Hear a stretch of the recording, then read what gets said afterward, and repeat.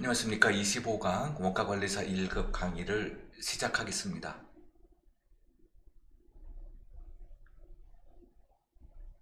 자, 오늘 주제는 제10장 유동자산입니다.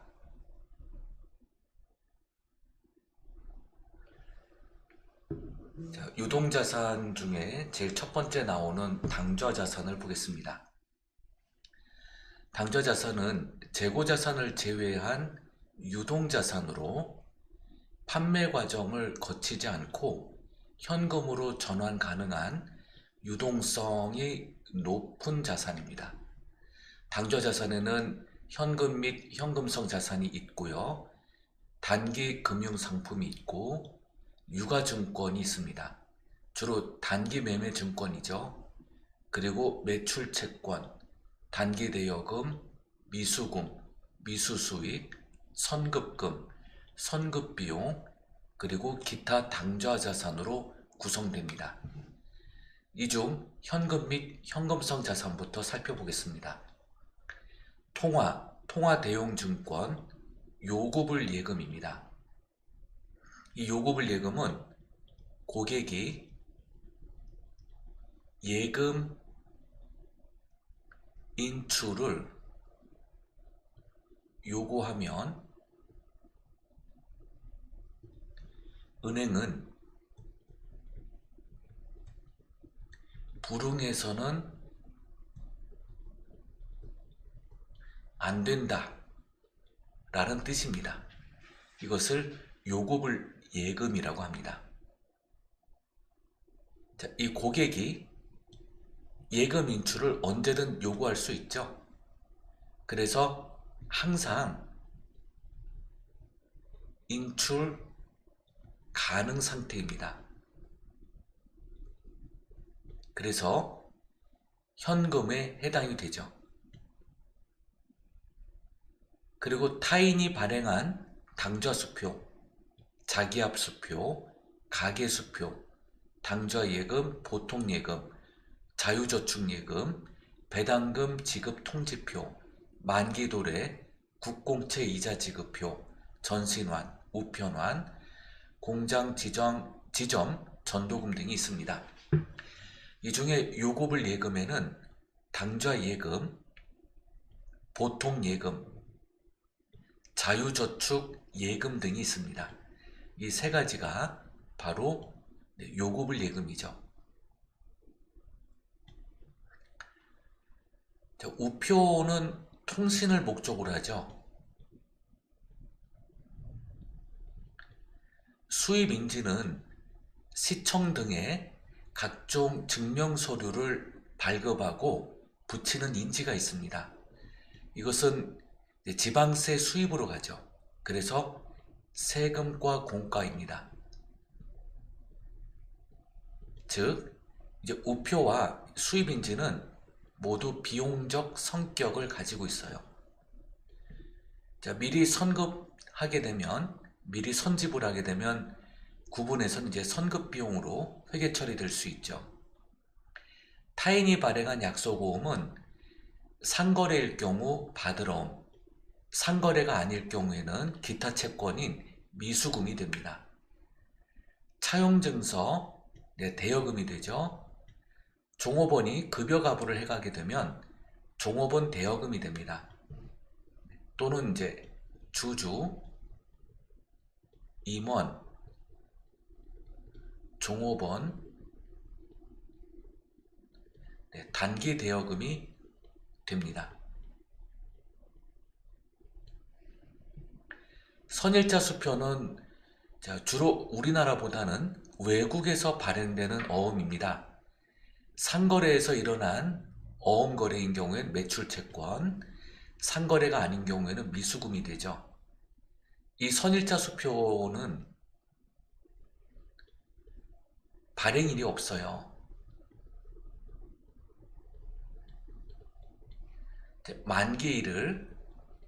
만기일자를 발행일자로 적습니다. 자, 미래의 만기일자를 현재 발행일자로 적는다라고 해서 선일자가 되는 겁니다. 이 선자가 앞선자란 뜻이에요. 앞선자. 그 다음에 당좌 개설 보증금이 있습니다.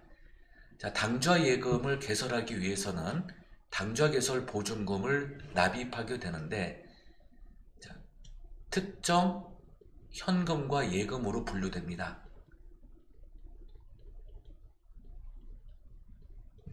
이 특정 현금과 예금은 비유동자산이에요. 그리고 투자자산으로 분류됩니다.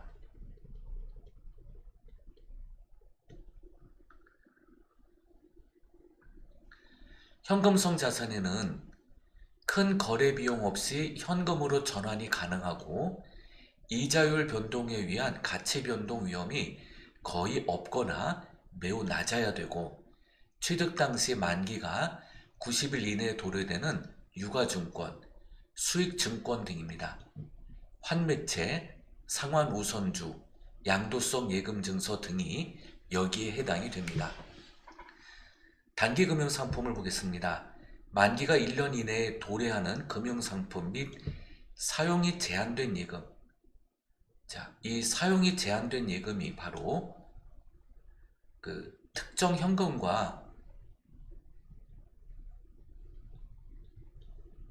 예금이 이제 해당이 되죠. 그런데 이 비유동자산으로 분류된 특정 현금과 예금이 1년 이내에 도래되면 단기 금융상품이 되죠. 예를 들면은, 자, 1억을 대출받고 여기에 해당하는 정기 예적금을 들었어요.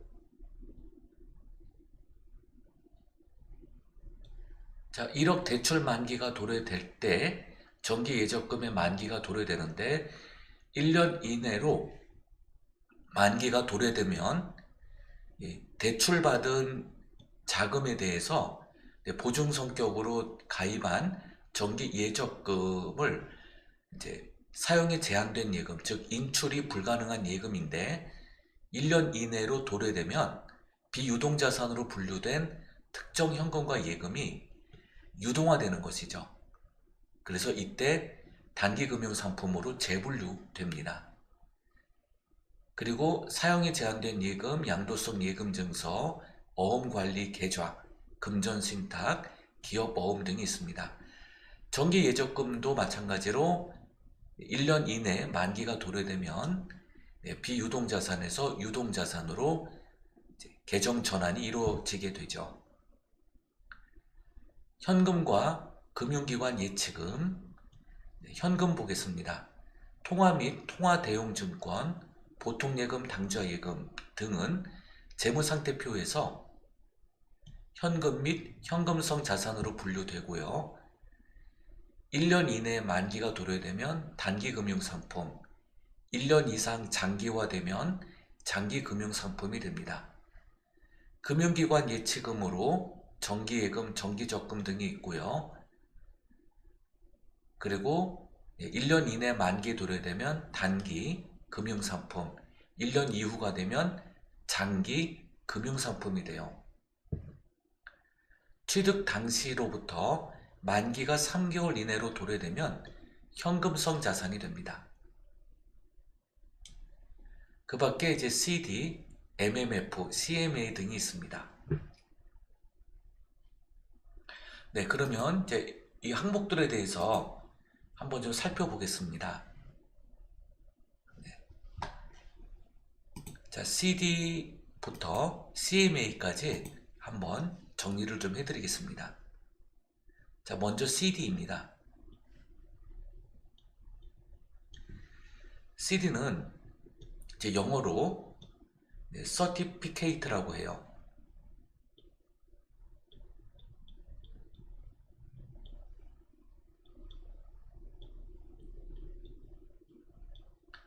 그리고 Deposit.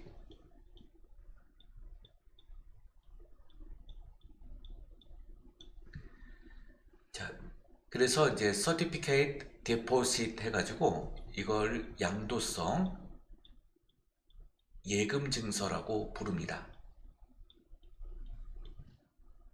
자, 은행의 정기예금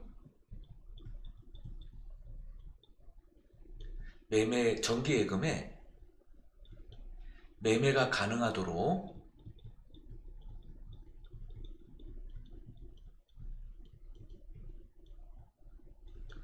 양도성을 부여한 예금 증서예요.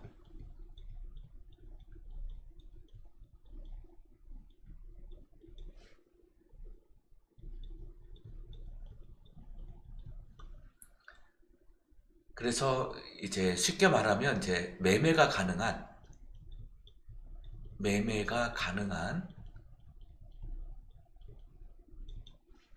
이제 정기예금이죠.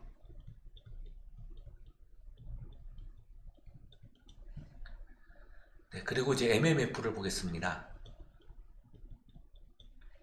자, MMF는요, 이 M자 첫 글자가 머니, 그 다음 중간 글자가 마켓, 그 다음에 펀드. 자, 머니 마켓 펀드의 약자예요. 자, 공사채를 중심으로 투자하는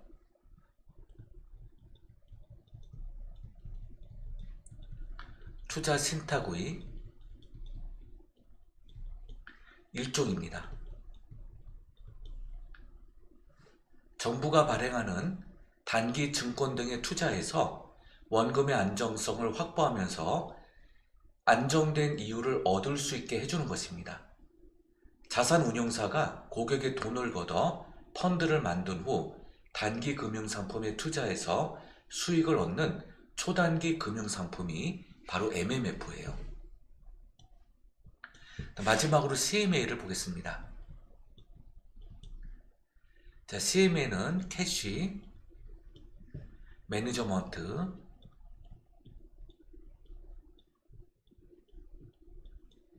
어카운트의 약자예요. 네, 종합 자산관리란 뜻입니다.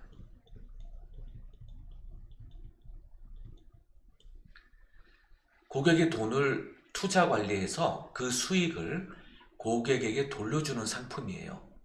CMA 통장에 저축을 하면 해당 금액이 투자가 되고 그 수익금의 일부를 이자로 받게 되는 것이 바로 CMA입니다. 자, 이러한 것들이 이제 단기 또는 장기일 때는 장기 금융상품으로 분류가 됩니다. 당좌 차월은 당좌예금 잔고 한도, 잔고가 이제 부족한 상태 또는 잔고가 없는 상태에서도 일정 금액 한도로 쓸 수 있는 돈이에요. 일종의 이제 단기 차입금이죠. 자, 예제 10-1을 보겠습니다. 다음은 안산회 2020년 회계연도 자료예요. 기말 재무상태표에 보고될 현금 및 현금성 자산은 모두 얼마인가? 당좌예금, 요구불 예금이죠. 보통예금, 요구불 예금이에요. 자기압 수표, 타임 발행 수표, 환매채 60일 환매 조건, 만기 도래되는 국공채 이자표 등이 있습니다. 정기예금을 보니까 2020년 7월 1일에 이제 계약을 했고요. 만기일이 6월 말에 이제 도래가 되죠. 네, 1년까지 도래가 됩니다. 자, 여기 보시면 그 정기예금, 정기적금은요, 취득 당시 만기가 3개월 이내로 도래되어야 돼요. 그런데 자, 취득일로부터 1년이죠. 네, 그래서 네, 정기예금은 여기서 제외됩니다. 자, 그러면 자, 모두 한번 더해보면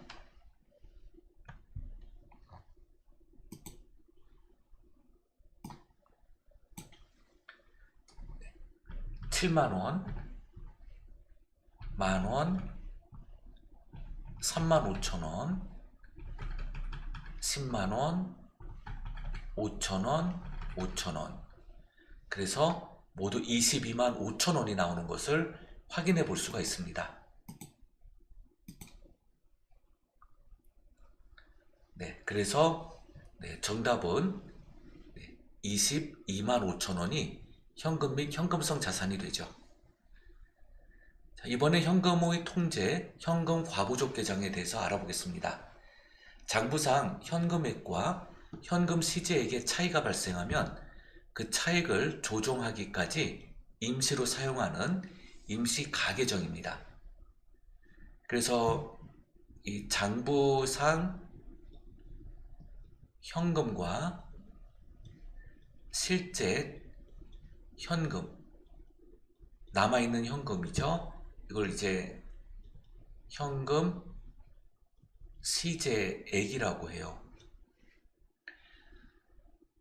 자, 그러면 이제 현금이 실제 현금보다 장부상 현금이 더 클 경우에는 현금 부족 상태가 일어나게 됩니다.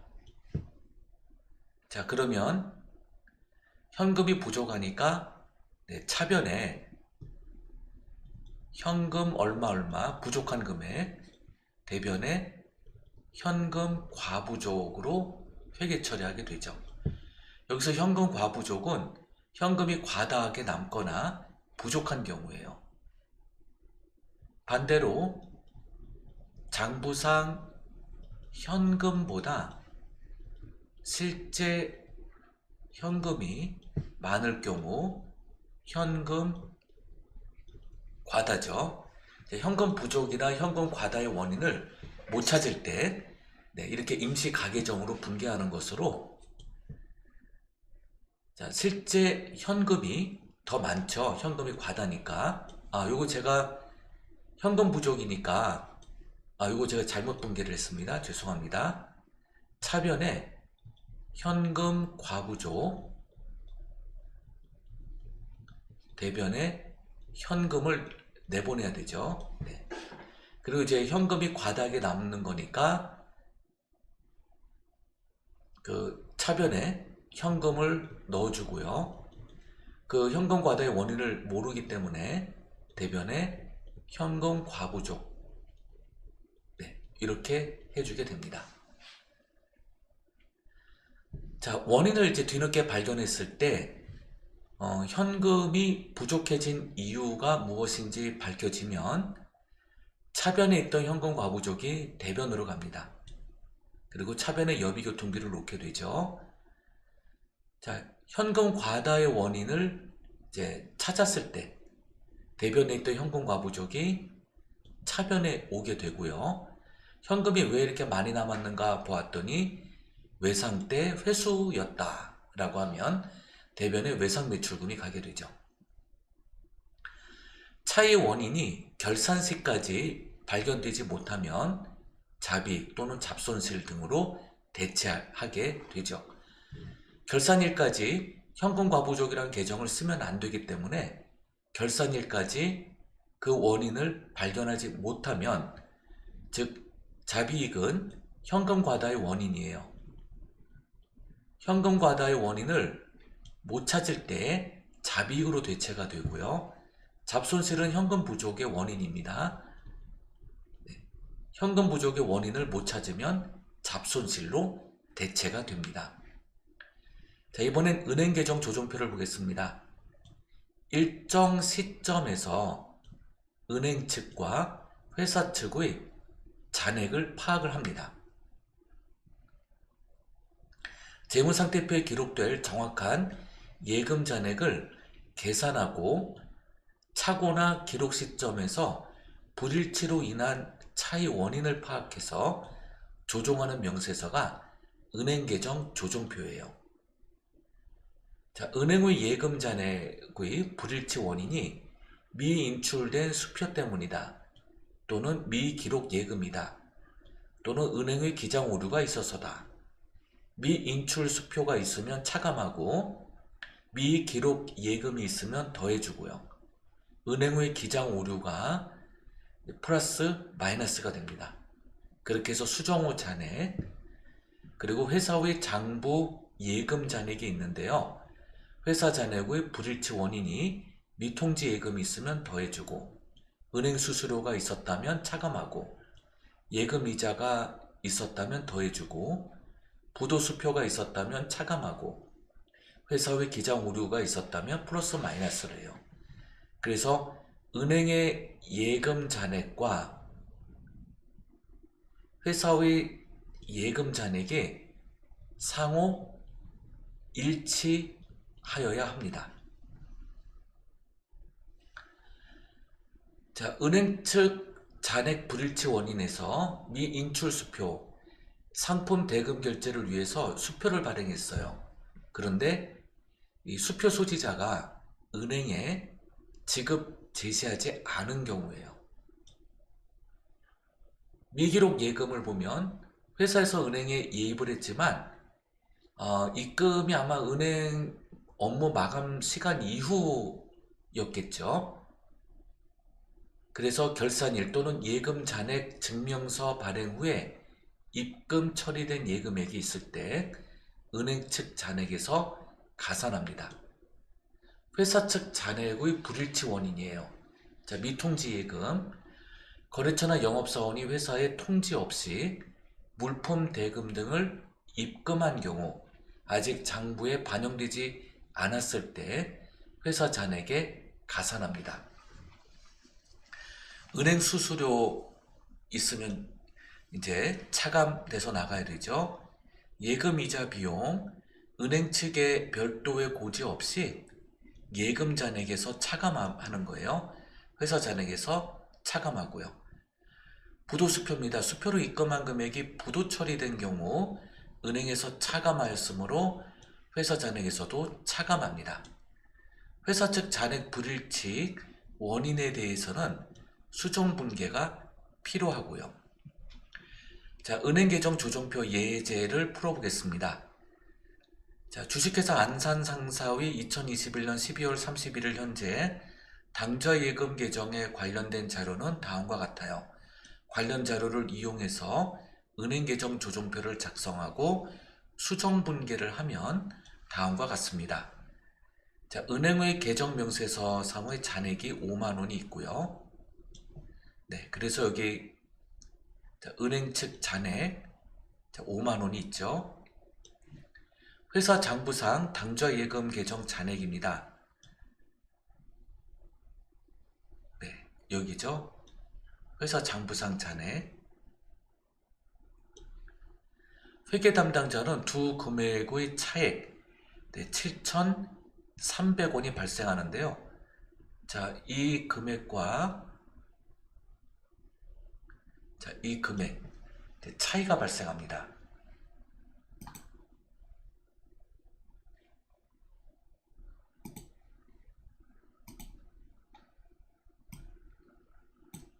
볼까요? 자, 5만원에서 42,700원을 차감하면 7,300원이 차이가 발생합니다.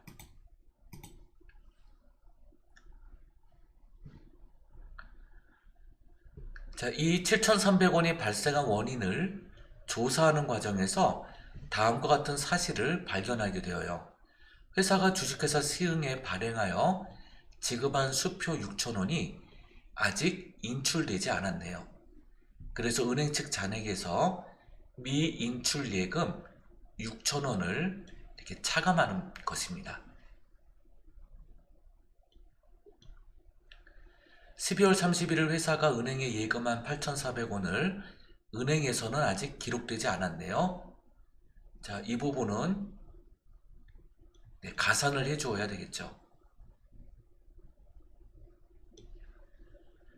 주식회사 고잔으로부터 상품 매출 대금으로 받아 예금한 수표 중에서 2,500원이 부도 처리되었네요. 자, 그러면 회사 장부상 잔액에서 차감되는 것 부도수표 2,500원입니다. 주식회사 반월로부터 12,800원이 입금이 되었어요. 문의한 결과 이 대금이 외상으로 매출한 상품 대금이 입금되었다는 사실이 뒤늦게 확인되었습니다. 그러면 자, 이거 통지받지 못해서 가산을 못한 거죠? 12,800원을 더해 주어야 합니다. 주식회사 단원에 지급하여야 할 광고 선전비 2,000원을 지급하기 위하여 수표를 발행했지만 회계 담당자 실수로 200원이 더 기록되었습니다. 기장 오류죠? 네, 기장 오류예요. 그래서 200원 가산합니다. 자, 가산하는 이유는 광고 선전비 2,200원으로 200원이 더 잘못 기록된 거죠. 그래서 회사 장부상 잔액이 200원만큼 감소되었기 때문에 가산해 주는 거예요. 은행 측에서 회사의 차입금에 대한 이자 800원을 당좌 예금에서 직접 공제하고 이제 공제를 했는데 회사에서는 공제했다는 사실을 통보하지 않았네요. 그래서 이제 뒤늦게라도 이자 비용을 차감하는 것이죠. 800원을요. 이렇게 해서 차감하면 수정 후 잔액이 서로 간에 일치하게 되는 것을 볼 수가 있습니다. 그리고 수정 분계를 또 이렇게 하게 되죠. 자, 이번엔 수취 채권을 보겠습니다. 받는 채권이란 얘기죠. 기업의 영업 또는 투자 활동을 수행하는 과정에서 재화나 용역을 이전하고 그 대가를 미래에 받기로 한 권리예요. 주된 영업활동에서 발생한 채권일 때에는 매출채권, 그리고 상거래를 얘기하는 거예요. 이 영업활동이 상거래. 상거래가 아닌 활동이라고 하면 기타 채권이 됩니다. 자, 매출채권과 기타 채권을 모두 수취채권이라고 하죠. 자, 매출채권은 주된 영업활동이어야 되고 기타 채권은 부수적 활동, 즉 비영업활동을 말합니다. 영업활동에서의 매출채권에는 외상매출금과 바드러움이 있고요. 기타 채권에서는 미수금, 대여금, 또 선급금, 또 선급비용 등등 많이 있습니다. 예를 들면 이제 유형자산을 처분하는 행위가 부수적 활동이에요. 본업이 아니란 얘기입니다. 이때 어음을 받았다면 바드러움이 아니라 미수금으로 회계 처리됩니다. 자, 매출 채권에도 이제 평가 또 측정이 있게 되는데, 자, 매출 할인이 있습니다. 매출 할인이란 조기에 대금을 받을 목적으로 상대방과 즉 매출처하고 이제 일정 조건을 가지고 계약을 맺어요. 사전 약정이라고 하죠. 조건 계약. 즉 매출이 일어나기 전 사전 약정을 맺어요. 여기에 따라 할인 조건이 붙게 되고 차등 조건으로 붙게 됩니다. 예를 들어서 10일 내에 지급이 이루어지게 되면 지금 이제 지급액에 여기 10일이고요. 요 2가 이제 분자로 되어져 있는데 10% 할인이 아니라 이제 이렇게 되면 이제 2% 할인이 되죠. 네. 10분의 2 요게 만약에 이제 10% 할인이 되려면 이제 10 나누기 10이 되죠. 10분의 10. 네, 10일 이내에 입금이 되면 10% 할인해 주겠다. 네. 근데 이제 10일 내에 입금이 되면 2% 할인해 주겠다. 네, 그 뜻이에요.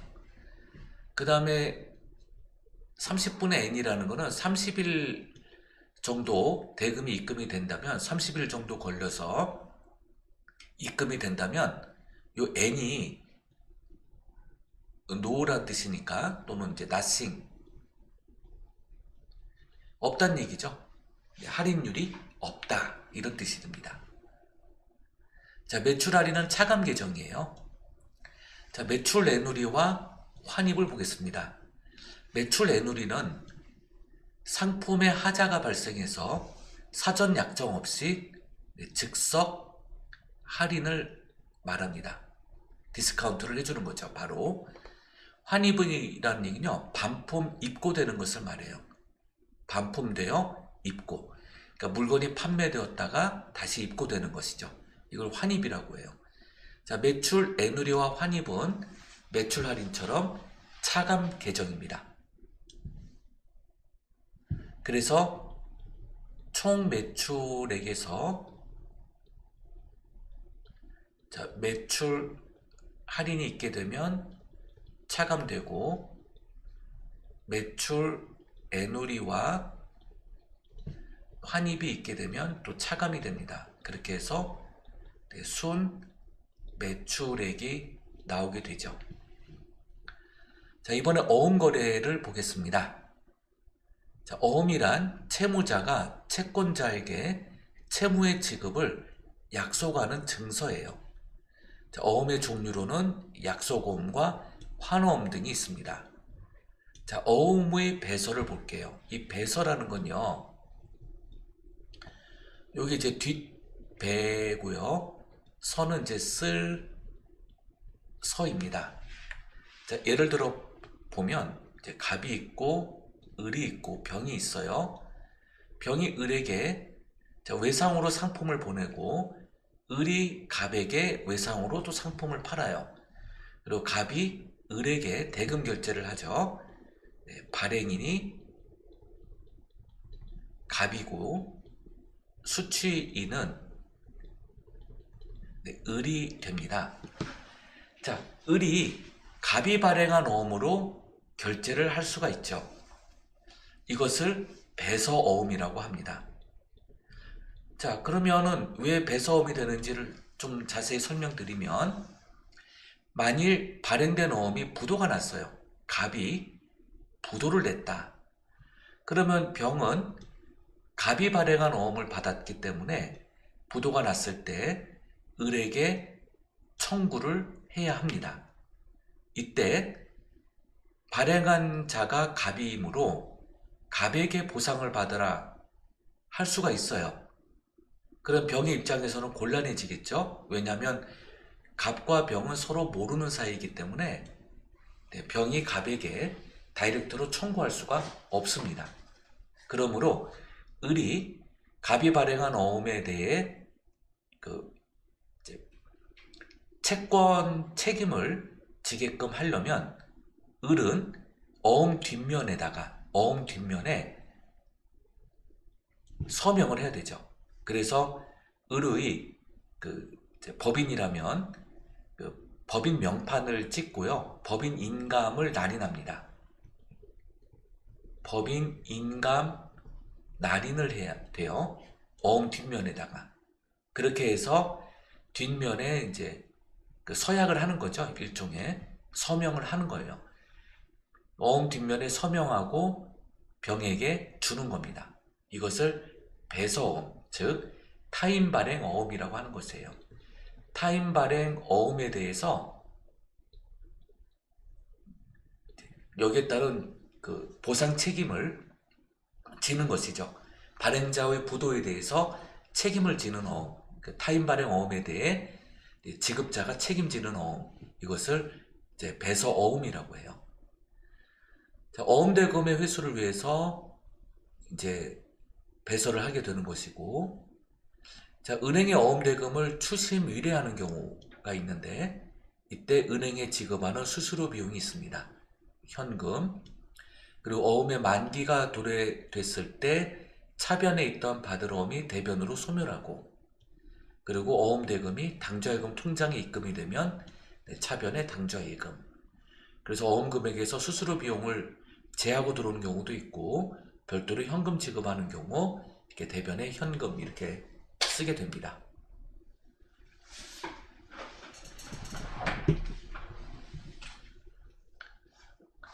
자, 이번에 어음의 배서양도 아까 설명드렸던 내용인데요.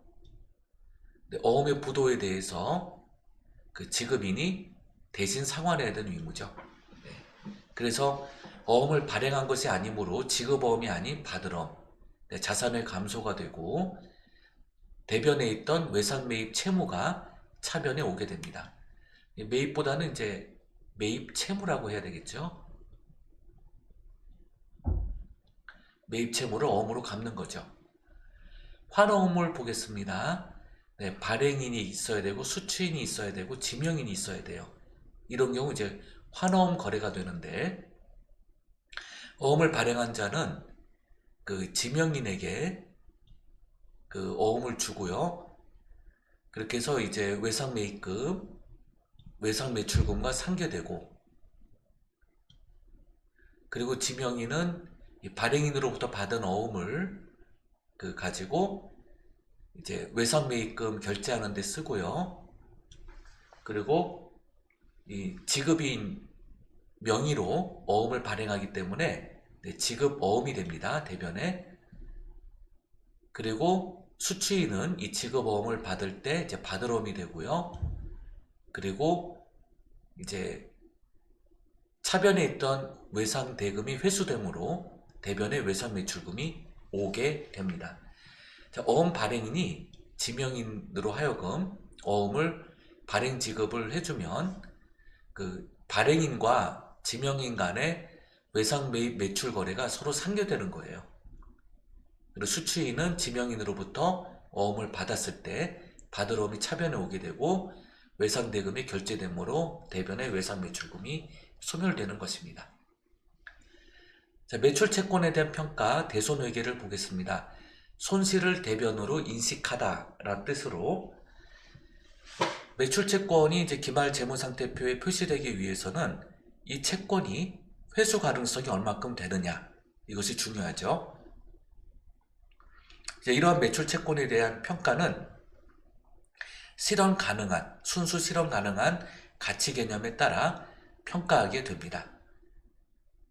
자, 매출 채권 잔액, 받을 채권 잔액에 대해, 이 잔액은 결산일 기준이에요. 결산일 기준 현재 잔액입니다. 그래서 일정한 비율, 뭐 보통 이제 법인세법 시행령에 따라서 이제 보통 이제 1% 또는 이제 2% 비율로 이렇게 가게 됩니다. 그래서 기말 매출 채권 잔액에 대손 추종률을 곱한 금액이 매출 채권의 차감 계정인 대손 충당금이 나오게 됩니다. 대손 충당금 계정 잔액이 있을 때 대손 추산액과 대손 충당금 장부가액 차액에 대해서 판매비 일반관리비에 속하는 대손 상각비, 그런데 대손 충당금이 전기에 이월된 금액이 과다일 때 있는 환입액을 잡아요. 자, 이렇게 처리하는 것이 바로 보충법. 부족한 금액에 대해서 보충한다. 그래서 보충법이라고 해요.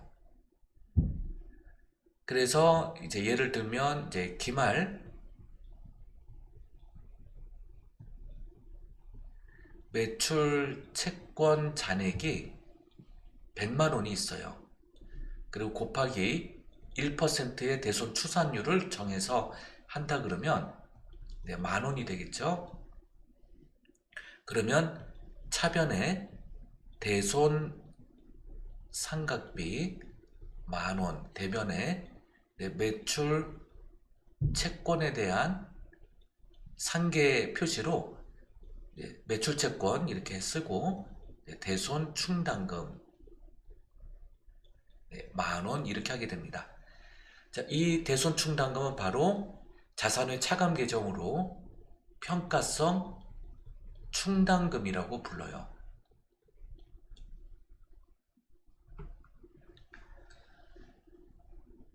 자, 대손 추산액보다 수정정 잔액이 클 경우, 자, 기초 대손 충당금이 만약에 2만 원이다. 그런데 단기 설정할 대손 충당금이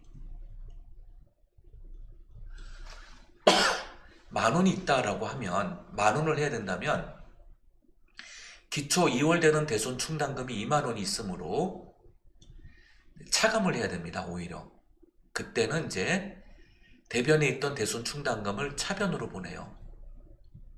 차변에 대손 충당금 10,000원, 대변에 대손 충당금 환입 10,000원을 잡게 되죠. 자, 이 대손 충당금 환입은 판매비와 일반 관리비,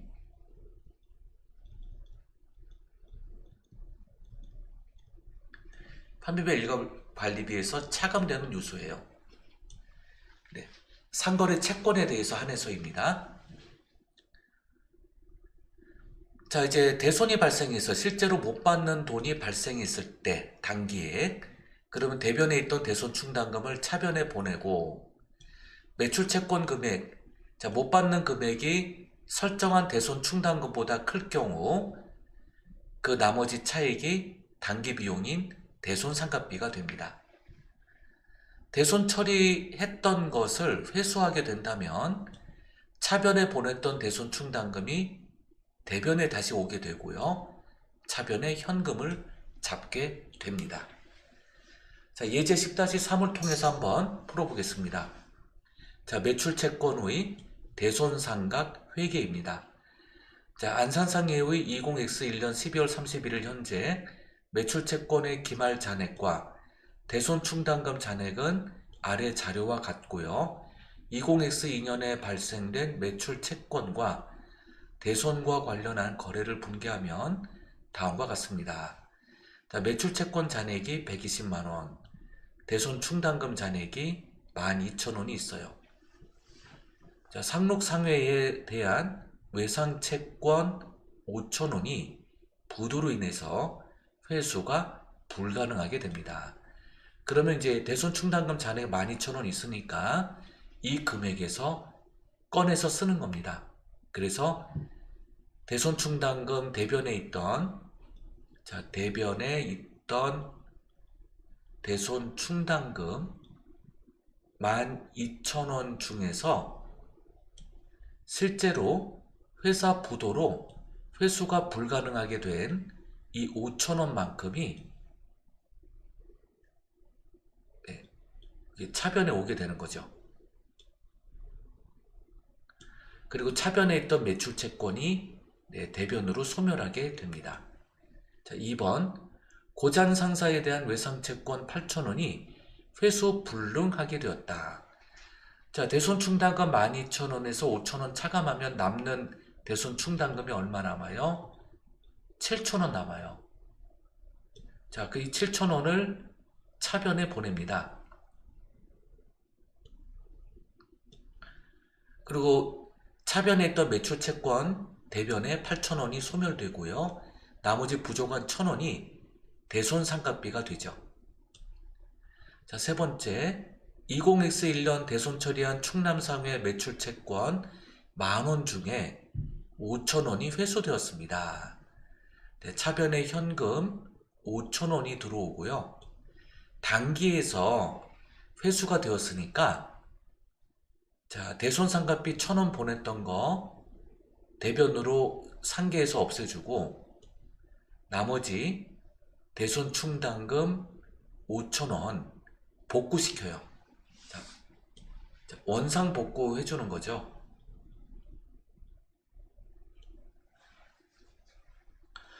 그런데 여기에서요, 차 대변이 안 맞네요. 여기서 이제 5,000원이 아니라 여기 4,000원입니다. 자, 5,000원이 회수되었으니까 대손충당금 4,000원만큼 복구시켜주는 거죠. 자, 20X2년 12월 말일 현재 매출채권 잔액이 150만원, 이에 대한 손상 추성률을 이제 계산하면 다음과 같아요. 경과 일수에 따른 추정률이 이렇게 차등 적용되어 있는데요. 자, 현재 매출채권 잔액이 150만원이고, 여기에 따라서 이 채권 잔액 150만원입니다. 여기에 따라서 각각 일수를 이제 나누어서 구해 보니까 이제 추정률 보면 이 일수가 길면 길수록 못 받을 가능성이 50%까지 올라갔네요. 그렇게 해서 이 금액들을 이렇게 몽땅 더했더니 26,000원이 나와요. 자, 26,000원을 설정해 주어야 합니다. 자, 그런데 지금 대손충당금 얼마 있어요? 4,000원 있죠? 4,000원만큼 원상복구되었으니까 26,000원에서 4,000원을 뺀 22,000원이 되어야 되죠? 자, 22,000원만큼 대손충당금을 잡아주면 더하면 이제 26,000원 되죠? 네, 그래서 차변의 대손상각비 22,000원, 부족한 금액만큼 보충법에 의해서 채우는 거니까 대변의 대손충당금 22,000원이 되겠습니다.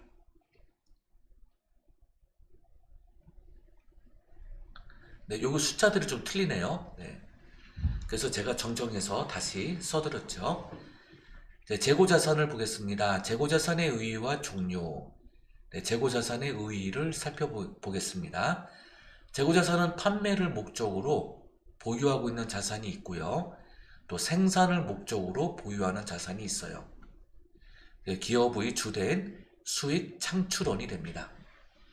재고자산의 특징들을 살펴보면 판매 목적 또는 생산 보유 목적이 있습니다. 이 둘이 다 있는 경우도 있죠. 자, 예를 들면은 상품, 제품, 반제품 등은 다 생산 목적이죠. 아니, 판매 목적이죠. 판매 목적이에요. 그렇죠? 네, 그 다음에 원재료, 부재료, 제공품 등은 생산 목적이에요.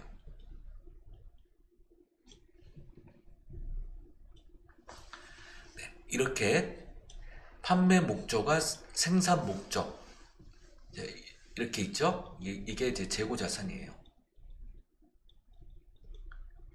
네, 창고에 있는 자산을 뜻하죠. 이 재고가. 그리고 이제 미소멸 원가죠. 네, 매출 원가로 가지 않고 남아있는 상태. 그래서 아직 원가로서 소멸되지 않은 상태. 미소멸 원가예요. 그리고 미래 현금 흐름을 나타내죠. 수익과 이익 창출의 가장 중요한 핵심이 되는 원천이에요. 네, 팔아야 되고 또 생산해야 되죠. 생산을 해서 완제품이 되면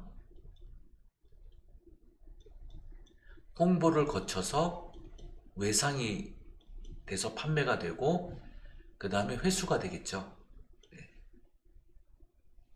그래서 이 판매 목적으로 보유하는 재고자산보다 좀 늦어요. 그래서 위치도 이 판매 목적의 재고자산 그 다음으로 배열이 됩니다.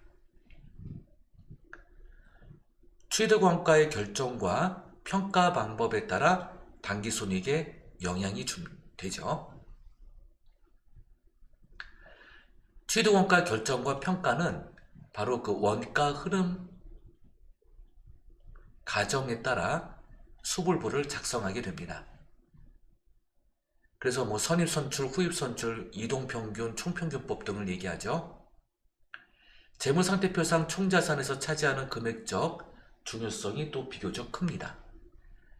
재고자산은 이제 판매 그리고 생산을 통해서 손익계산서의 매출원가로 이제 반영이 됩니다. 미판매되는 재고자산은 미소멸 원가예요.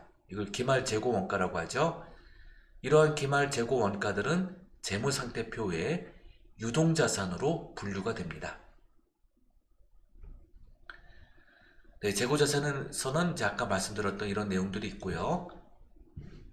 자, 재고자산의 취득원가 결정을 보면 공정한 가치로 이제 가액을 정하게 됩니다. 재고자산의 취득을 위하여 직접적으로 지출된 현금성 자산과 취득을 위하여 부수적으로 발생되는 경비, 이것을 이제 부대 비용이라고 하는 것이죠. 자, 매입 부대 비용과 전환 원가를 보겠습니다. 재고자산의 취득과 관련해서 직접적으로 발생한 비용 중에 순수 상품의 매입 가격을 제외한 매입 부대 비용이 있죠. 그래서 이 상품을 예를 들면 상품 원가는 구매 비용과 부대 비용이 합쳐지는 것이죠. 그래서 이제 그 구입 가격 그리고 부대 비용, 운반비, 보험료, 관세, 그 다음에 수수료 등등 이런 비용들, 이런 제반 비용들이 바로 매입 시 부대 비용입니다. 이게 합쳐져서 상품의 이제 취득 원가가 되는 것이죠.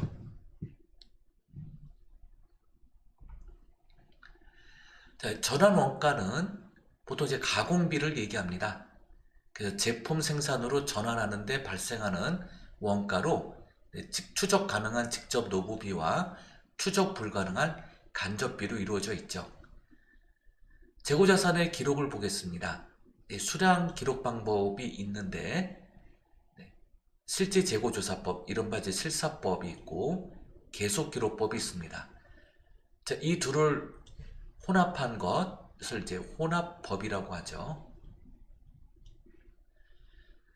분할 상품 계정을 보겠습니다. 재고자산을 상품 계정에 의하여 기록할 때 실제 재고조사법을 사용할 때 사용하는 기록 방법으로 상품 계정과 관련 기록 수정을 위해서 사용하는 계정의 수에 따라 3분법, 5분법, 7분법으로 다음과 같이 구분이 됩니다. 3분법으로 하는 경우에는 상품, 매입, 매출로 하고요. 5분법을 하는 경우에는 상품, 매입, 매출, 매입 애누리와 환출, 매출 애누리와 환입까지고요. 7분법을 하는 경우에는 상품, 매입, 매출, 매입 애누리와 환출, 매출 애누리와 환입, 매출 할인, 매입 할인 등이 있습니다. 자, 상품 매매 관련 조정사항을 보겠습니다. 재고자산의 구입과 판매 시 구입 가격과 판매 가격의 조정사항이 발생할 수 있습니다. 이러한 가격 조정은 상품의 외상거래 조건 및 판매 거래와 관련하여 판매 이후에 발생한 사건에 의해서 조정되는 것들이에요. 그래서 매입 애누리와 환출, 매입 할인 등이 있는데요. 매입 애누리의 경우 구입한 물품에 하자가 발생하는 경우죠. 그래서 즉석에서 할인을 받는 경우예요. 그리고 매입 환출은 반품 출고를 얘기합니다. 필요 없으니 반품해서 내보내는 것을 말하죠. 그래서 매입 애누리와 환출 차감 계정이에요. 매입 할인의 경우 대금의 조기 상환을 할 때 조기 상환 일수가 빠르면 빠를수록 할인율이 높아집니다. 이것도 차감 계정이죠. 자, 매입 애누리와 환출의 반대는 매출 애누리와 환입, 매입 할인의 반대는 매출 할인입니다. 실사법이라고 하는 실제 재고조사법을 보겠습니다. 상품을 구매할 때 구매 기록을 해요. 그리고 팔 때는 기록을 하지 않았다가 기말에 남아있는 재고를 실사해서 수량을 적어요. 그래서 입고 수량에서 실사 재고 수량을 차감한 나머지가 출고 수량으로 간주하는 방법이 바로 실지 재고조사법입니다. 자, 상품 거래 기록의 불편함이 작아요. 이게 장점이죠. 그래서 주로 소규모의 기업에서 작성하는 방식이에요. 계속기록법을 보겠습니다. 상품의 입고와 출고를 매번 기록을 합니다. 실시간 기록을 해요. 그래서 계속기록법은 입고 수량에서 출고될 때마다 출고 수량을 차감하면 재고 수량이 나오는 방식입니다. 그래서 이 실사법과 달리 계속기록법은 이 실시간 재고를 파악할 수가 있어요. 근데 실사법은 재고 수량을 실시간 파악하지 못하죠. 실사가 있을 때에만 파악이 되는 것이죠. 자, 이 점이 달라요. 그래서 계속기록법은 규모가 있는 기업에서 주로 할 수가 있겠죠. 인력도 충분하고 여기에 따른 이제 전산화가 잘 되어 있을 경우이죠.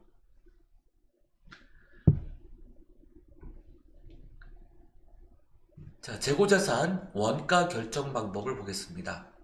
네, 개별법이 있습니다. 네, 있는 그대로 기록을 하는 방식이에요. 그래서 계속기록법의 끝판왕이죠. 개별법은 실제 원가의 흐름과 물량 흐름이 일치되는 아주 최고의 장점이 있습니다. 하지만 거래의 수가 많고 종류가 많을 때 일일이 작성하기가 어려운 단점이 있죠. 자, 이번엔 퍼스트 인 퍼스트 아웃이라는 파이포, 즉 선의선출법에 대해서 알아보겠습니다. 선의선출법은 실제 물량의 흐름과 관계없이 먼저 구매된 상품이 먼저 판매되었다라고 가정하는 방법이에요. 선의선출법을 사용하게 되면 수량 기록 방법, 즉 계속기록법과 실제 재고조사법, 어떠한 방법을 사용하는가와 관계없이 동일한 매출원가와 기말재고액이 계산되는 특징이 있습니다. 선의선출법은 주로 식품, 즉 유통기한의 제한이 있는 식품회사와 그 다음에 주로 이제 대부분의 제조기업들, 그 원부자재 등이 유통기한에 의해서 소비를 해야 되는 경우 이런 제조기업, 또 일반적인 판매, 그러니까 도소매 업종, 편의점, 백화점, 마트 등에서 사용하는 방식이 바로 선입선출법입니다.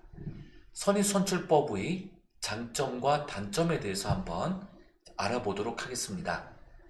장점으로는 실제 물량 흐름과 비교적 일치합니다. 물론 개별법에 비해서는 못하지만 그래도 물량 흐름 면에서 보면은 먼저 들어오는 것이 먼저 나간다는 원칙이기 때문에 비교적 일치한다. 근데 이런 면에서 개별법이 제일 먼저 좋고요. 제일 우선해요. 그 다음에 선의선출법입니다. 또 이익을 조작하는 행동이 방지되고요. 또 기말재고액은 가장 최근에 매입한 원가가 됩니다. 그렇죠? 과거에 입고된 것이 판매되므로 소멸됩니다. 그리고 가장 최근에 입고된 것이 항상 기말재고로 남게 되죠. 단점으로는 현재 수익에 과거의 원가가 대응되죠. 네, 그럴 수밖에 없죠. 그래서 과거에 입고된 것이 판매되므로 과거의 원가가 대응이 돼요. 또 물가가 상승할 때는 순이익이 높게 기록이 될 수밖에 없죠. 자, 그래프로 한번 설명을 드리면, 자, 여기 이제 Y축, 이제 가격이라고 할게요. 자, X축은 기간이라고 하겠습니다. 자, 1월에 매입을 할 때 1,000원에 매입을 할 수 있었고요. 자, 2월에 매입을 할 때 2,000원 주고 사와야 되고, 3월에 매입을 할 때 3,000원을 주고 사와야 한다면, 자, 이런 식의 그래프가 그려질 거예요.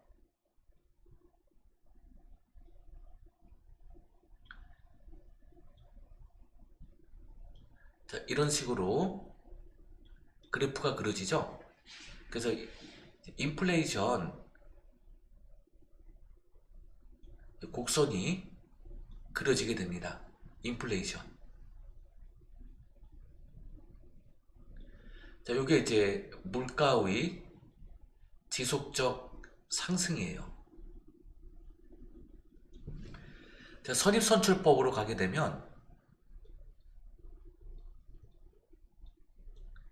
자, 1월과 2월은 판매가 되고요. 3월은 재고가 됩니다. 가장 최근에 매입한 이 3,000원어치가 재고로 남게 되고 1,000원, 2,000원짜리 물건은 이미 판매된 것으로 보는 거예요. 그래서 3,000원어치가 판매가 되죠. 그렇다면 이제 손익계산서, 인컴 스테이트먼트인 손익계산서를 예를 들면, 예를 들어서 20X1년 1월부터 3월까지 자, 상품 매출이 10,000원 있었다고 가정을 해볼게요. 그리고 매출 원가를 한번 보면, 자, 이 매출 원가를 선입선출법으로 했다고 해보겠습니다. 그러면 이제 기초 상품 재고는 없다고 보고요. 단기 상품 매입을 보면 총 1,000원, 2,000원, 3,000원이니까 모두 6,000원어치 매입을 했죠. 그러면 기말 상품 재고를 보면 이 재고가 3,000원이에요. 그러면 매출원가는 이 둘을 더하고 기말을 차감했을 때 매출원가가 3,000원이 되죠. 그러면 자, 매출 총이익은 자, 얼마가 되냐면 7,000원이 됩니다. 자, 그러면은 이 매출원가 3,000원은 과거 매입원가예요. 과거 원가. 그 다음에 기말 재고액이 3,000원은 현재 원가입니다. 그러니까 선입선출법으로 하게 되면 매출 총이익이 좀 과다 계상이 되는 이런 이제 현상이 생기게 되죠. 이제 후입선출법에 비해서 과다 계상이 되는데요. 후입선출법은 이제 이따가 또 설명드리겠지만 라이포 방식으로 계산을 해요. 그래서 레스트 인 퍼스트 아웃의 약자로 그 가장 최근에 입고된 것이 판매로 되는 것이고 가장 오래전에 입고된 것이 재고로 남는 이런 방식이 바로 후입선출법입니다. 가장 최근이면 이제 3,000원, 2,000원, 5,000원어치가 판매가 되고요. 가장 오래전에 입고된 1,000원이 재고가 남는 거예요. 자, 그러면은 기말 재고액을 1,000원으로 바꿨을 때 어떻게 될까요? 매출액 10,000원 그대로 두고요. 그러면 5,000원이 매출원가가 되죠? 네, 그래서 후입선출법을 하게 되면 매출 총이익이 5,000원이 됩니다. 그 이유가 매출원가가 비교적 최근에 매입한 것이 매출원가가 되기 때문에 선입선출법에 비하여 현재 원가가 적용이 되고 기말 재고액은 과거 원가가 적용되죠. 그래서 매출 총이익이 적어지는 것이죠. 그래서 이 선입선출법은 기말 재고액을 높게 잡고요. 후입선출법은 기말 재고액을 낮게 잡아요. 이건 어디까지나 인플레이션 상황 하에서 가능한 얘기입니다. 디플레이션이 일어나게 되면 이 상황의 반대라고 보시면 돼요. 자, 이제 레스트 인 퍼스트 아웃이라는 후입선출법 보겠습니다. 실제 물량 흐름과 관계없이 가장 최근에 구매된 상품이 먼저 판매되는 원리로 현재 매출의 현재 원가가 대응되죠. 그래서 후입선출법의 장점은 원가 흐름 면에서는 우수하다라고 할 수 있어요. 그리고 물가가 상승할 때 당연히 순이익이 떨어져야 되겠죠. 그러다 보니까 법인세 등이 이연 효과가 일어나게 됩니다. 그러니까 세금을 절감할 수 있는, 그러니까 절세할 수 있는 방안이 되기도 해요. 근데 단점으로는 선해선출법에 비해서 물량 흐름이 일치되지 않는 경우들이 생겨요. 그리고 물가가 반대로 하락할 때에는 선해선출법의 경우 물가 상승 시 이익이 과대 계상되듯이 후입선출법의 경우 물가 하락할 경우에는 이익이 과다 계상됩니다. 자, 평균 원가법을 볼게요. 이것을 이제 가중 평균법이다 이렇게도 얘기를 합니다. 평균 원가법은 실제 물량 흐름과 관계없이 판매 가능액과 판매 가능 수량을 가지고 평균을 해서 구하는 방법이에요. 수량 기록 방법을 계속 기록법을 할 때 상품의 구매 시마다 평균 단가를 계산해야 하지만 평균 단가의 금액이 계속 변동하게 되어서, 즉 이 구매 시마다 평균 단가를 구한다는 개념은 이동평균법에서는요 출고 시마다요. 출고를 기준으로 평균을 냅니다. 그래서 이동평균이라고 하는 거예요. 재화가 이동될 때마다 그 이동되기 전에 매입한 재화를 평균 내기 때문에, 그래서 출고를 기준으로 한다는 얘기예요. 그래서 이동평균법이라고 하고, 실제 재고조사법으로 기록할 때에는 전체를 평균 냅니다. 그래서 이 총평균법이라고 해요. 평균법의 장단점을 살펴보면 장점으로는 실무적으로 간편하고 객관적이에요.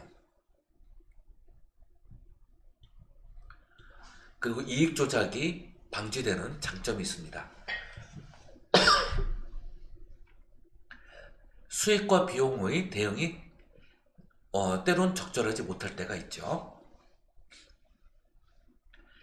재고자산 원가 흐름의 가정과 재고자산 금액의 크기 비교를 해보겠습니다.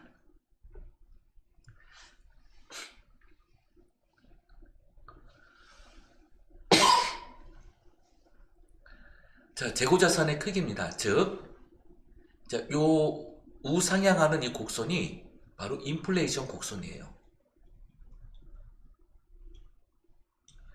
그래서 재고자산의 크기를 보면은 선, 이, 총, 후가 되어서요. 선입, 선출법, 이동, 평균법, 총, 평균법, 후입, 선출법 이렇게 해서요. 인플레이션 상황 하에서 재고자산의 크기를 본다면 이런 식으로 부동의 위치가 가게 됩니다.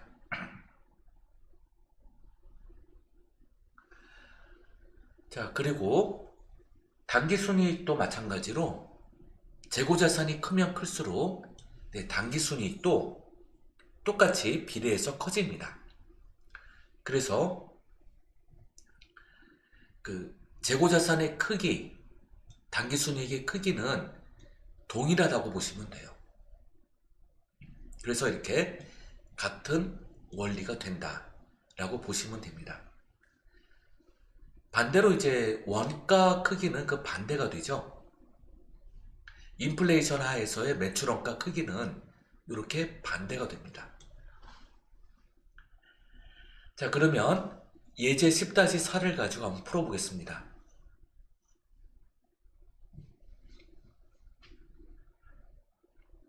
(2015년 6월) 중 상품 거래 내역은 다음과 같다. 아래와 같다.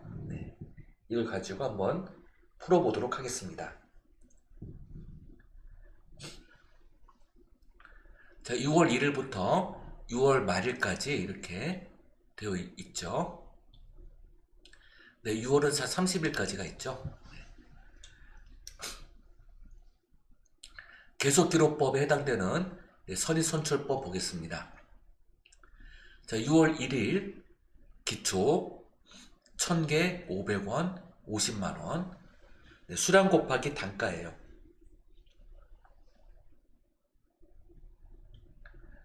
그리고 이제 6월 8일에 매입이 있게 되었죠. 2000개 단가 520원 그래서 104만원. 6월 12일 매출이 있게 됩니다. 자, 매출이 1500개입니다. 그래서 1000개 먼저 들어온 것 이렇게 단가 계상해 주고요. 자, 나머지 500개는 여기에서 이 단가가 적용되는 것이죠. 그래서 재고 1500개 남고 단가 520원, 재고 금액이 78만원 남게 됩니다. 그리고 6월 18일 매입이 있게 되죠. 네, 매입 2000개 540원 108만원. 그리고 6월 25일 매출이 있게 됩니다. 2000개. 자, 그러면 2000개 중에 1500개 여기서 끌어와야죠. 그리고 나머지 500개는 이 단가에서 가지고 오게 됩니다.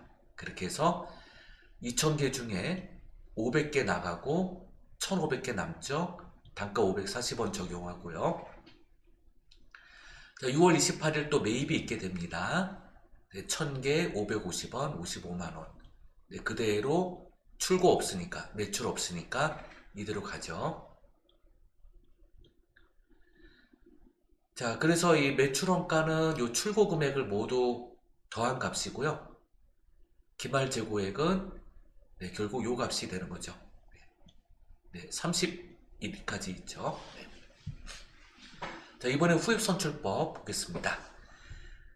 자, 6월 12일에 출고가 있게 되면 가장 최근에 매입한 것부터 나가야 되죠.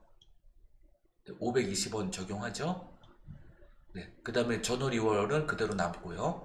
자, 이런 식으로 그 가장 최근에 입고된 것부터 이렇게 출고되는 겁니다. 그렇게 해서 이제 재고 이렇게 남고 매출원가는 요 금액을 모두 더한 값이죠.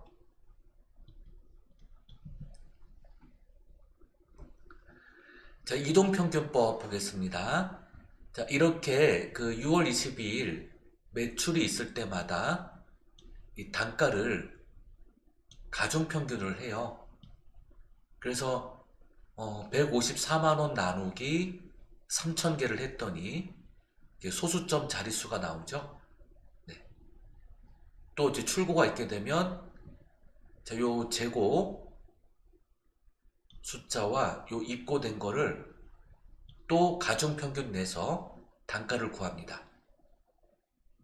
그렇게 해서 요 단가로 이제 계산이 되고 또 입고가 있었죠. 그러면 자, 요 부분하고 요 입고된 거랑 더해서 가중평균을 냅니다.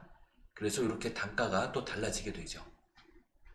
그 이동평균법에 있는 그 매출원가 요 금액 다 더하고 그 다음에 재고 요 금액이 되죠.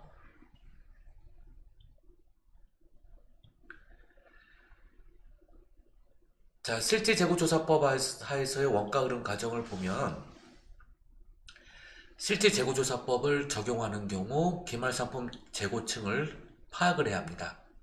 그래서 판매 가능 가액에서 기말 재고액을 차감해서 매출원가를 이렇게 구해 나가는 방식이에요.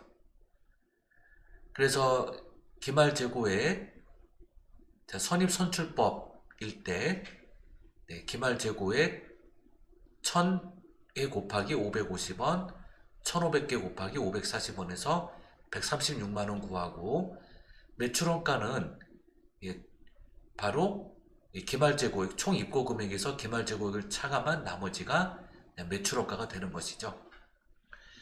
여기 이제 1000개 550원 곱하고 1500개 540원 곱했는데 여기 보시면 나오죠? 네. 요거. 네. 후익 손출법도 마찬가지예요. 그 수불보 보고 요거 확인하시고 입고 금액에서 재고 금액을 차감한 것이 매출원가. 총평균법은 이제 이 매입을 요 기초 매입 또 여기 매입 또 여기 매입 그 다음에 단가 곱한 요 금액들 요 금액들을 다 더한 다음에 기초와 매입 수량한 거를 다 더해서 나눕니다. 그래서 총평균 단가를 구해요. 그래서 총평균 단가가 528.33원 요 단가를 가지고 통일해서 기말 재고 수량에다 곱한 요 금액 그래서 총 매입액에서 기말 재고액을 뺀 나머지가 매출 원가가 되는 아주 간단한 방식이에요. 이렇게 간단한 방식으로 총평균법으로 구하게 되죠. 일반적으로 이제 실제재고조사법은 총평균법으로 보통 하게 됩니다.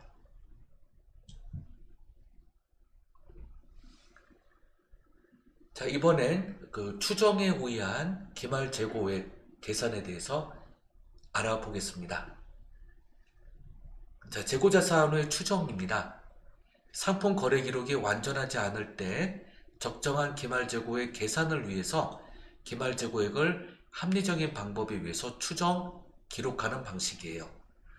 이러한 재고자산 추정 방법으로는 매출 총이익률법과 매출 가격 환원법 등이 있습니다. 자, 매출 총이익률법은 재난 등으로 장부 기록의 일부를 확인할 수 없을 때 과거 경험에 의한 매출 총이익률로 매출 원가와 기말 재고액을 계산하는 방법입니다. 주로 이제 재해 손실을 입었을 때 보험료를 청구할 때 주로 많이 사용하는 방법이에요. 자, 매출 가격 환원법은 소매 재고법이라고도 하는데 판매 가격으로 상품을 기록하는 주로 유통업에서 많이 쓰는 재고 추정 방법이고요. 바코드 기술이 없었을 때 주로 많이 썼던 방법이기도 합니다. 자, 매출 총이익률법 또 매출 총이익률법 볼게요. 네. 과거 경험에 의한 매출 총이익률을 이용해서 재고자산 금액을 추정하는 방식이에요. 천재지변, 도난, 화재 등으로 인한 재고 손실액을 계산하기 위해서 주로 사용되는 방식입니다. 자, 매출 총이익률법에 의한 추정에서는 두 가지 이익률 개념이 있는데 자, 매출 총이익률. 자, 매출 총이익을 매출액으로 나누죠. 또 매입원가에 대한 이익률은 매출 총이익에 매출원가를 나누어서 구하기도 하고요. 매입원가에 대한 이익률은 매입원가의 이익을 가산해서 판매 가격을 책정한 것입니다. 그래서 이 다음과 같은 순서에 따른데 자, 재고자산 T 계정이 있어요. 차변에 기초재고액, 단기매입액 이거 둘을 합한 금액이 판매 가능가액이죠. 그리고 매출원가를 추정, 또 기말재고를 추정합니다. 자, 매출액을 통해서 매출원가율을 가지고 매출원가를 추정하기도 하죠. 자, 매출액에서 매출원가 추정하는 걸 보겠습니다. 자료가 수집된 매출액에서 이익률을 가지고 이 이익률에 대한 그 로우 데이터가 있는 자료를 가지고 매출원가를 추정합니다. 매출액에 대한 이익률일 때, 자, 매출액에다가 1, 이거 이제 이익률이죠. 1점 몇 배 이렇게 하잖아요. 1 마이너스 이익률을 차감합니다. 그렇게 해서 곱한 금액, 매출액에 대한 원가가 되죠. 이익률이라는 데이터가 있어야 되겠죠. 매입 원가에 대한 이익률을 계산할 경우 자, 매출액 나누기 이익률을 1에다가 더하죠. 네. 이익이 났으니까 앞에 숫자 1이 붙는 거예요. 그래서 매출액에서 나눌 때는 1 더하기 이익률로 나누어서 원가를 구합니다.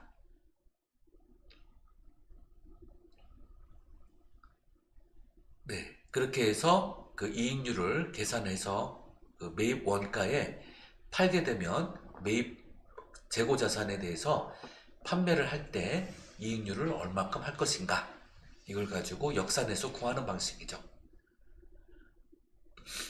자, 매출 총이익률법 예제 10-5를 풀어보겠습니다. 주식회사 상록은 20X1년 중 화재로 인해서 창고에 보관하던 상품이 모두 전소되었습니다. 주식회사 상록의 상품 거래와 관련해서 수집된 자료가 아래와 같을 때 화재로 소실된 상품 재고액을 매출 총이익률법에 따라 추정해 보면 1월 1일부터 화재일까지 매출액이 600만원, 1월 1일부터 화재일까지의 매입액이 680만원입니다. 이때 기초상품 재고액이 120만원이 있었습니다. 상록의 과거 평균적인 매출 총이익률을 구해보니까 20%예요. 그러면 매출액에다가 1-0.2 해서 나온 그 0.8을 곱했더니 68에 48, 480만원이 매출원가가 됩니다. 그래서 추정 재고 손실액은, 자, 여기 기초 재고액 120만원 더하기, 자, 680만원, 즉 그 600만원에 자 곱하기 1-0.2에서 480만원이 나왔는데요. 자, 이 역산에서, 자, 여기 그 구한 것, 여기 보면 1월 1일부터 화재일까지 매입이 680만원이 있었죠. 네. 그래서 기초와 매입액을 더해서 판매 가능 재고액을 구하고, 그래서 1-20%를 해서 곱한 480만원을 이제 차감합니다. 320만원이 남죠. 요게 이제 320만원이 이제 추정 손실액으로 보는 거죠. 네, 상록의 과거 평균 매입원가에 대한 이익률을 보겠습니다. 역산해서 구했죠. 여기. 이건 역산한 것이 아니고, 이건 역산해서 구했죠. 나눴으니까. 그래서 이제 매출액에다가 1.2를 나누어서 매출원가를 500만원을 구하고요. 단기 판매 가능 재고액에서 추정 매출원가를 차감한 200만원이 추정 손실액이 됩니다. 자, 이번에 매가환원법이라고 하는 매출가격 환원법을 볼게요. 판매 가격으로 표시된 기말 재고액에서 추정된 원가율로 기말 재고 원가를 구하는 방식입니다. 주로 유통업에서 사용을 하는데요. 도소매 업종에서 이제 사용하죠. 자, 기말 재고 매가의 계산 및 원가율, 재고자산 T계정이 그려져 있죠.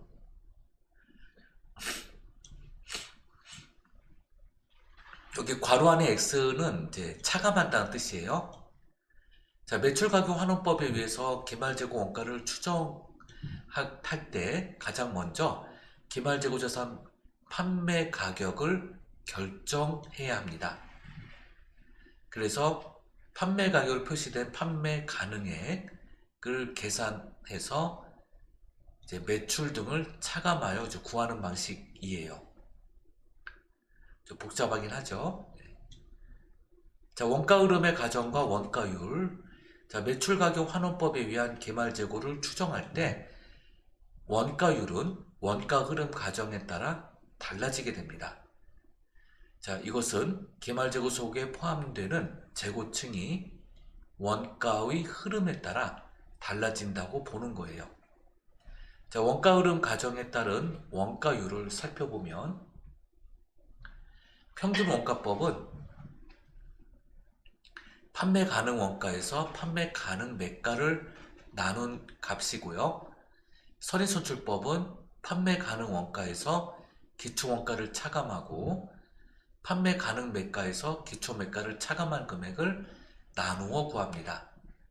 저가법은 판매 가능 원가에서 판매 가능 매가의 순 인하 금액을 더해 금액을 나누어 구하고요. 후위선출법은 기초 매가보다 기말 매가가 클 때 재고의 증가가 있게 되고, 기말 재고 원가는 기초 원가에 기말 매가에서 기초 원가를 차감한 금액을 더하고 선의선출법 원가율을 곱해서 구합니다. 이렇게 중괄호로 해서 요 곱하기부터 먼저 하고 기초 원가를 더하면 되죠.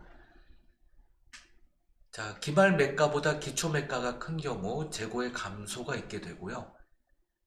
기말 재고 원가는 기말 매가에 기초 원가에 기초 매가를 나눈 값을 곱해서 구합니다.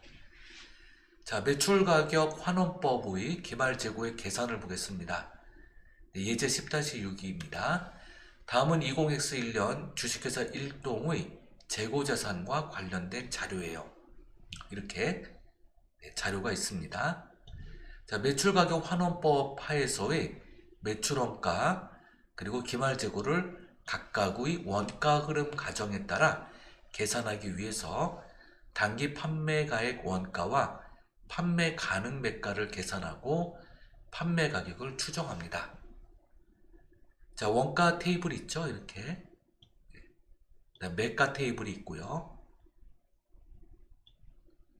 네, 원가, 기초재고 매입액 이 금액이죠. 네.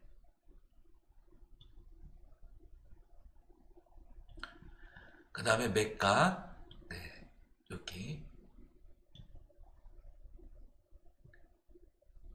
그리고 네, 순인상금액, 그 다음에 순인하금액, 차가금 되죠. 그 다음에 비정상으로 파손된 금액 20만원, 30만원이 이제 각각 이렇게 차감이 됩니다. 그래서 플러스 마이너스 해서 원가가 840만원, 자, 매가는 1030만원이 됩니다. 자, 매출액 950만원 있죠? 네, 그리고 매출환이익이 있었어요. 네, 75만원. 그 다음에 네, 전상 파손 금액,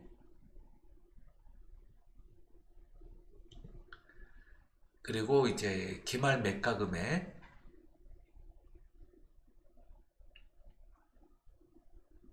네, 이렇게 해서 115만원 계산되었죠. 네. 기초재고 매입액, 그래서 이제 차가감하고, 네, 그렇게 해서 이제 기말 매가 115만원 구하고, 그렇게 해서 차가감해서 1030만원,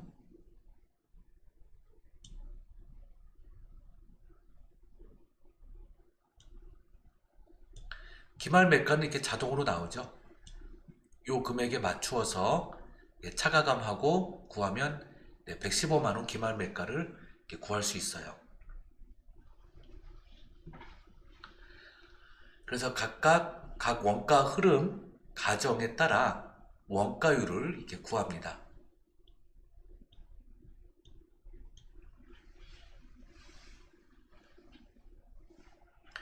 자, 요 원가율 구한 이 내역은 자, 여기 앞에 요 내용을 참조해서 한번 보시면 되겠습니다.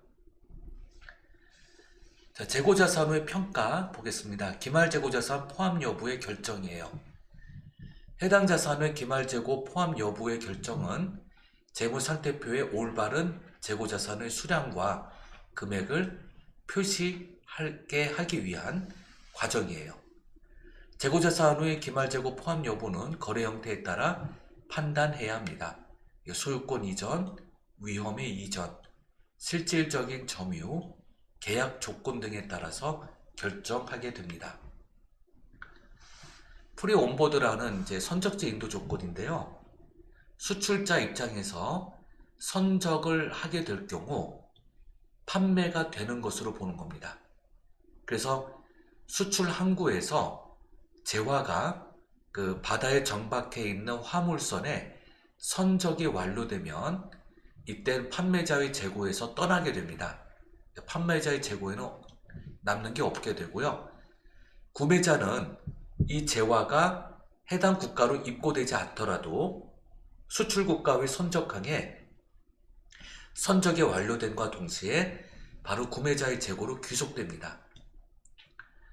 도착지 인도 조건으로 할 경우에 아직 운송 중일 때에는 판매자 재고로 그대로 있게 되고 도착되기 전이므로 구매자의 재고로 잡지 않게 되죠.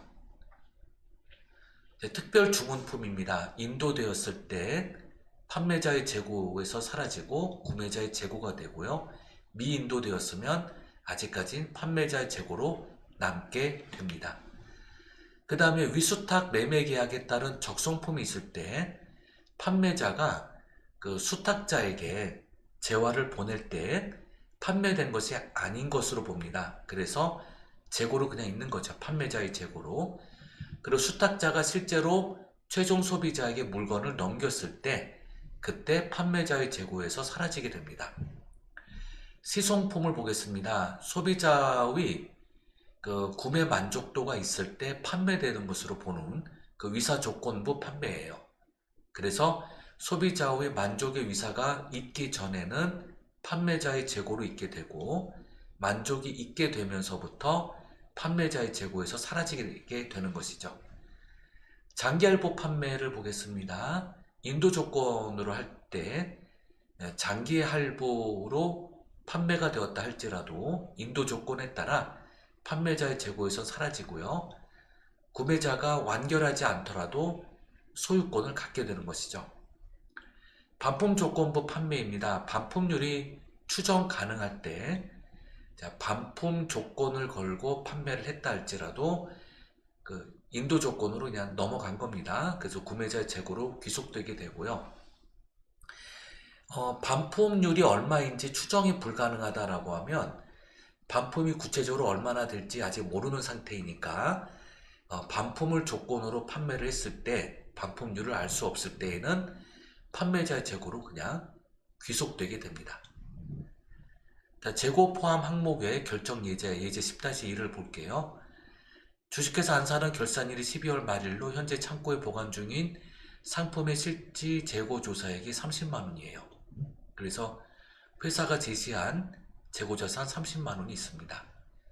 매입 채무 60만원은 매출액 590만원으로 집계가 되었습니다. 매출액 590만원. 매입 채무 60만원이 있고요. 선적지 인도 조건으로 판매할 상품이 선적을 위하여 대기하던 중 재고 실사 시의 재고 수량에 포함되었습니다. 이 동일한 이 상품은 결산 현재 선적되었고 취득 원가는 5만원, 판매 가격은 6만원으로 매출로는 이미 계산이 되었어요. 자, 취득 원가 5만원인데 선적되었으니까 판매된 거죠. 선적지 인도 조건이므로. 그래서 이 5만원이 이 재고자산에서 차감되어야 합니다. 그래서 괄호로 5만원 표시되어 있죠. 자, 여기 1번 사항이에요. 자, 2번 보겠습니다. 결산이 현재 선적지 인도 조건으로 매입하고 있는 상품이 있고요. 운송 중에 선박에 화재가 발생을 하게 되어서 모두 소실이 되었네요. 송장의 매입 가격은 2만원, 송장이 도착하지 않은 관계로 아직 매입 회계 처리되진 않았습니다. 자, 일단은 이제 취득원가 2만원 가산됩니다. 네. 자, 그리고 위탁 판매를 위하여 적성한 상품 중 일부만 고객에게 판매되었어요. 자, 그 아직 미판매된 부분이 6만원이 있고요. 구입 가격은 4만원입니다. 자, 고객에게 판매되었죠? 네. 그래서 그 미판매분 이제 4만원이 있는데 아직 미판매분은 재고자산으로 가지고 있어야 됩니다. 그래서 요 4만원 재고자산에 포함시키는 거죠. 그리고 이제 미판매분 6만원은 아직 이제 판매되지 않은 상태로 6만원이 있죠. 네. 그러면 이거는 매출된 게 아니죠. 네, 매출된 게 아니므로 6만원 이렇게 차감이 됩니다. 요걸 이제 매출액에서 차감이 돼야 될 상황이죠. 자, 결산일 현재 도착지 인도 조건으로 판매한 상품이 운송 중에 있네요. 취득 원가는 4만원이다. 자, 그러면 여기 재고자산에 4만원이 있어야죠. 판매 가격은 5만원이다. 그런데 운송 중에 있어요. 도착지 인도 조건입니다. 자, 5만원 요거 매출액에서 마이너스 해야 되죠. 자, 올바른 재고자산, 매입 채무 및 매출액을 계산하면 자, 요거 더하면 11만원입니다. 네, 11만원이 차감이 되어야 돼요. 그래서 매출액 590만원에서 마이너스 11만원, 그럼 579만원이 남죠. 네, 그래서 579만원이 됩니다. 그 다음에 재고자산, 자, 30만원에서 5만원 차감하고 2만원, 4만원, 4만원 더해 주어야 합니다. 그래서 재고자산은 33만원이 됩니다.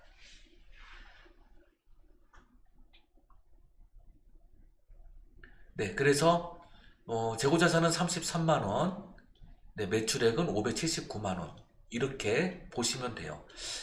매입 채무는 신경 쓰지 않으셔도 되겠습니다. 여기 매입 채무를 뭐 갚았다, 결제, 미결제다 뭐 그런 내용이 없어요. 보니까 요거는 그냥 신경 쓰지 않도록 하겠습니다. 자, 이번엔 재고자산 감모 손실을 보겠습니다. 자, 상품을 보관하는 동안 파손, 도난, 분실 등으로 감모 손실을 잡게 됩니다. 이거 영업이 비용이죠. 그래서 감모 손실은 남아있는 장부 수량, 장부상 수량, 이제 수불부입니다. 재고 수불부, 재고 수량이에요. 자, 재고 수량에서 실제 잔존에 있는 수량을 차감한 실제 잔존 수량에다가 장부상 단가를 곱한 거죠. 그러니까 이제 장부상 수량에서 실제 수량을 차감한 거니까 그 부족한 수량이네요. 네, 부족한 수량. 요게 이제 감모 수량이에요. 감소하다, 모자르다, 감모 수량에다가 장부상 단가를 곱해서 구한 것이죠. 요 감모 수량의 조건이 뭐냐면 그 원인 부족, 부족 원인, 이 부족 원인을 찾지 못한 경우에요. 부족 원인, 그 원인 파악이 불명인 상태이죠. 그래서 이제 부족 원인의 파악이 불명하다 그러면 비경상적으로 보는 것이죠. 비경상적 손실이 됩니다. 그래서 이러한 그 재고자산 감모 손실은 영업 비용이 아닌 영업 외 비용이 되는 것이에요. 그런데 만약에 이제 이 감모 수량이 이제 비정상 감모 수량이에요. 이런 경우 그 원인 불명인 경우가 이제 비정상 감모 수량인데, 자, 이 감모 수량에서 정상 감모 수량일 경우에는 특별한 회계 처리 없이 다 매출원가로 봅니다. 다만 비정상 감모 수량이 있을 때에는 영업 외 비용으로 본다는 얘기죠.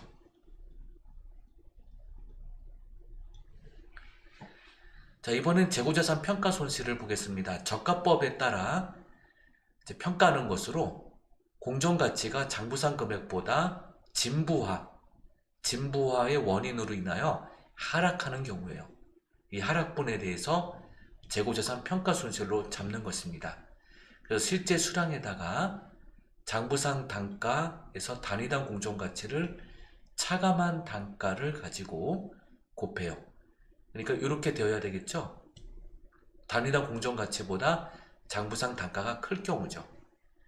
이때 재고자산 평가 손실이 되고 이것은 매출원가에 반영됩니다.